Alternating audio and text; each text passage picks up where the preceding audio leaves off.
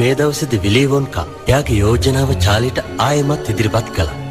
චාලියකට කැමති වුණේ එක කොන්දේසියක් උඩ. පරක්කුණාට තමා වෙන්න. අපි කුණාටු වලට හමු වුණා. කුණාටු සද්දයක් ඇහුන්නේ නැහැ. ඔයා කැමරට ඉන්නවද විලි? ඔව් ඉන්නවා. ඔයා මේ දෙන්න මැත්තෙන් වාඩි වෙන්න.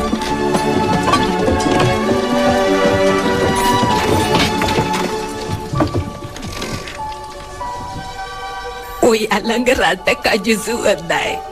මන්ද අට කජු වලට කැමති. ඔව් thank you. ඔයාලා ළඟ පරණ සුවඳයි. සබන් සුවඳක් දැනෙනවා. ආදරේ.